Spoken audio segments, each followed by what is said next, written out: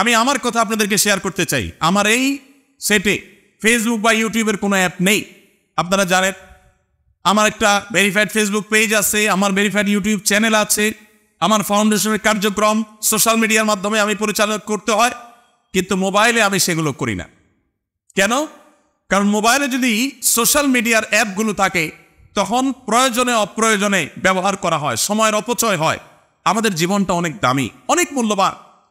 এই যৌবন বয়সে আমাদের সমাজকে, আমাদের পরিবারকে, বিশ্ব মানবতাকে, মুসলিম জাতিকে অনেক কিছু দেওয়ার সুযোগ আছে, কিন্তু এই মোবাইল ফোনের আসক্তি আমার সব কিছুকে ধ্বংস করে দিচ্ছে। অতএব এটাকে নিয়ন্ত্রণ করার চেষ্টা করতে হবে।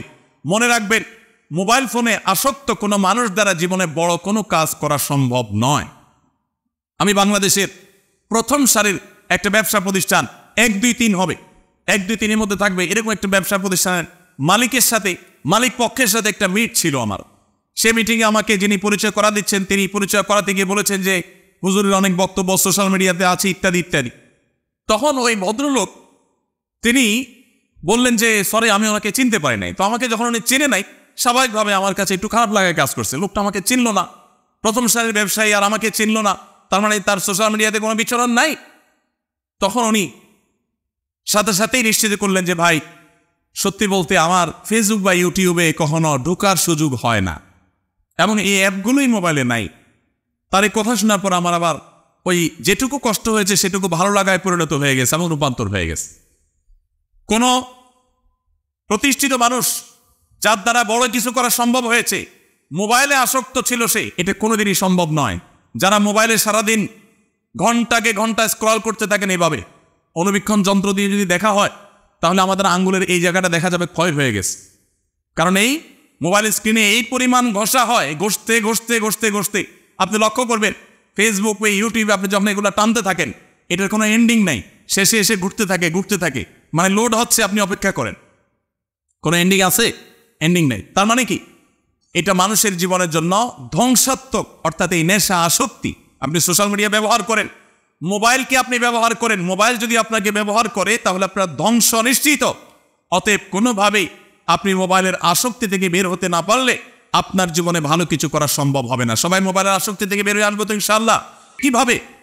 আমাদের যে সমস্ত তরুণ বন্ধুরা মাদকের দিকে চলে যায় তাদেরকে বাঁচাবার জন্য আমাদেরকে উদ্যোগ গ্রহণ করতে হবে। তবে এক্ষেত্রে আমি অবশ্যই বলতে চাই, এক্ষেত্রে আমাদের মূল ভূমিকা রাখতে হবে আইন শৃঙ্খলা রক্ষাকারীর ভাইদেরকে, আমাদের বিজিবি সহ বিভিন্ন বাহিনী যারা বর্ডার হয়ে আমাদের বিভিন্ন পার্শ্ববর্তী দেশ থেকে, সেটা বার্মা থেকে হোক আর ভারত থেকে হোক, যে সমস্ত মাদক দ্রব্য আসে, এই রাস্তাটাকে যদি একেবারে খুব স্ট্রংলি বন্ধ করে দেওয়া হয় তাহলে মাদকের এই করাল থাবা থেকে আমরা অনেকেই বেঁচে যাব। অনেক পরিবার হাহাকার থেকে বেঁচে যাবে। কত নারী আমাদের অফিসে আসেন, চোখের পানি ফেলেন। অনেক উচ্চপদস্থ কর্মকর্তা, অনেক প্রতিষ্ঠিত ব্যবসায়ী, সমাজের মান্যগণ্য ব্যক্তি শুধুমাত্র মাদকে আসক্ত হওয়ার পর তার সোনালী সংসার ভেঙে খান খান হয়ে গেছে, তার পরিবার ধ্বংস হয়ে গেছে, তার ব্যবসা শেষ হয়ে গেছে, তার ক্যারিয়ার শেষ হয়ে গেছে। আপনি আমেরিকাতে, ইউরোপে কয়েকদিন পরপরই শুনবেন যে তাদের বিদ্যালয়ে, পার্টি সেন্টারে, কোনো শপিং মলে, আততায়ীরগুলিতে অনেক মানুষ মারা গেছে, অনেক মানুষকে খুন করা হয়েছে। এরকম যতগুলো ঘটনা আপনি দেখবেন, সমস্ত ঘটনার পেছনে আপনি সন্দেহাতীতভাবে মাদকের যোগসূত্র খুঁজে পাবেন। এরা সবাই মাদকে আসক্ত হয়, তারপরে তারা এই ভয়াবহ কর্মকাণ্ড চালায়। এই জন্য এটাকে সমস্ত অপরাধের মূল এবং মা বলা হয়েছে ইসলামে। এজন্য মাদকের বিরুদ্ধে আমাদের যুদ্ধের ঘোষণা দিতে হবে। আমরা সবাই প্রস্তুত আছি তো ইনশাআল্লাহ? আল্লাহ আমাদের যাদেরকে নিরাপদ রেখেছে, বিশেষ করে আমি তরুণ বন্ধুদেরকে বলতে চাই, আপনাদেরকে শপথ করতে হবে যে আমি কোনো খারাপ বন্ধুর পালায় পড়বো না, আমি কোনো খারাপ বন্ধুর সাথে চলবো না।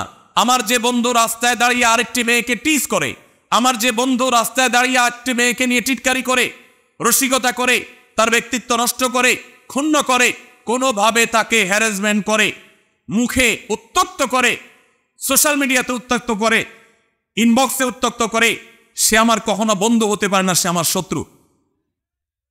এই বন্ধুকে যদি আপনি বন্ধু হিসেবে গ্রহণ করেন, মনে রাখবেন কোরআনে কারিমে আল্লাহ তাআলা বলেছেন কিয়ামতের ময়দানে মানুষ হাত কামড়াবে, ইয়াউমা ইয়াউযুয যালিমু আলা ইয়াদাইহি, দুই হাত কামড়াবে মানুষ আফসোস এবং আক্ষেপে, এবং বলবে, মানুষ কেঁদে কেঁদে আফসোস করে দুহাত কামড়াতে কামড়াতে বলবে যে লাইতানি ইত্তাখাযতু মা'আর রাসূলি সাবিলা, আক্ষেপ যদি আমি রাসূলের কথা শুনতাম, আমি যদি রাসূলের পথ গ্রহণ করতাম, আমি যদি অমুক বন্ধুর বন্ধুতা, তার সঙ্গ, তার সংস্রব এটা যদি আমি গ্রহণ না করতাম, অবলম্বন না করতাম, তাহলে আমি আজ এই বিপদগামিতার পথে, এই ধ্বংসের পথে, এই জাহান্নামের পথে আমাকে আসতে হতো না। এজন্য ভাইরা আমার, সকল ধ্বংসের মূল হলো, শুরু হলো এই অসৎসঙ্গ থেকে। আপনার স্কুলে, আপনার কলেজে, সব জায়গায় রুচিবান বন্ধুদেরকে আপনি গ্রহণ করবেন। রুচিবান, যে সমস্ত বন্ধু অন্য মেয়েকে দেখে টিজ করে, তাদের ছবি দেখে বাজে কল্পনা জল্পনা করে, মন্তব্য করে, অশ্লীল উক্তি করে, সেটা বিভিন্নভাবে হোক, তাকে হ্যারাসমেন্ট করে হোক, তার অগোচরে হোক, যেভাবেই হোক না কেন, এই বন্ধু আপনাকে এড়িয়ে চলতে হবে। এই বন্ধুই আপনাকে মাদকের দিকে নিয়ে যাবে, আপনি টেরও পাবেন না। যারা মাদকে আসক্ত হয়, কেউ ইচ্ছাকৃত জেনে শুনে, এর পরিণাম জেনে ঠান্ডা মাথায় একজন মানুষও মাদকে আসক্ত হয় না। মাদকের পথে পা বাড়াবার শুরুতে যে ধ্বংসটা হয়ে যায়, এটা বুঝতে তার অনেক সময় লাগে, ততক্ষণে আর ফেরার সুযোগ থাকে না। এজন্য আমরা অসৎ সঙ্গী ত্যাগ করবো তো ইনশাআল্লাহ।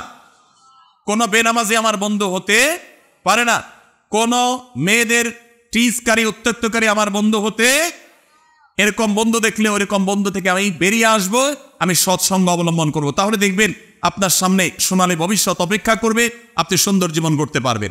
বাইরে আমার, মাদকের মতো এরকম বিষয় যেটা নিয়ে আমাদের ঘন্টা ঘন্টা কথা বলা দরকার, কিন্তু আমাদের হাতে সময় নেই। মাদকের পাশাপাশি আরেকটি মাদকতার কথা বলতে চাই। আমি কয়েকটি মাদকের কথা বলতে পারি, যে কয়েকটি মাদক আমাদের যুব সমাজকে ধ্বংস করে দিচ্ছে। এর মধ্যে একটা হলো মাদক দ্রব্য, যেটা বিভিন্নভাবে আমাদের শরীরে অনেকে গ্রহণ করে থাকেন। আর দ্বিতীয় মাদক হলো মোবাইলের মাদক, স্মার্টফোনের মাদক। আমাদের তরুণদেরকে ধ্বংস করছে এই মাদক। আমি প্রায় বলার চেষ্টা করি, দেখুন, দুনিয়াতে এই মোবাইলের ভার বহন করা যত সহজ, কিয়ামতের ময়দানে এর দায়ভার বহন করা এত সহজ হবে না। এই মোবাইল থেকে আপনি যত অপকর্ম করতে পারেন, আজকের পৃথিবীতে অন্য কোনো ডিভাইস থেকে এত বেশি অপকর্ম করা সম্ভব নয়। মোবাইল যদি কারোর নিয়ন্ত্রণহীন ব্যবহার করেন, কারোর যদি মোবাইল ব্যবহারে ন্যূনতম মাত্রা জ্ঞান না থাকে, মনে রাখবেন এর দ্বারা জীবনে কোনো কিছুই সম্ভব নয়। বাইরে আমার, আমরা বিশেষ করে সোশ্যাল মিডিয়াতে অনেক বেশি আসক্ত। এজন্য প্রথমত যারা ছাত্র মানুষ, তারা সাধারণত বাটন ফোন খুব বেশি দরকার হলে ব্যবহার করবেন, স্মার্টফোনে যাবেন না। আমি প্রায় সময় বিভিন্ন জায়গায় শেয়ার করার চেষ্টা করি। আমার 17 বছরের ছেলে আলহামদুলিল্লাহ এসএসসি পরীক্ষা দিয়েছে, হাফিজ হয়েছে, মাদ্রাসা পড়ছে। আমার এই ছেলে, তার কোনো ফোন নাই, কোচিংয়ে যায়, পড়তে যায়, তার কোনো ফোনের প্রয়োজন হয় না। অতি সম্প্রতি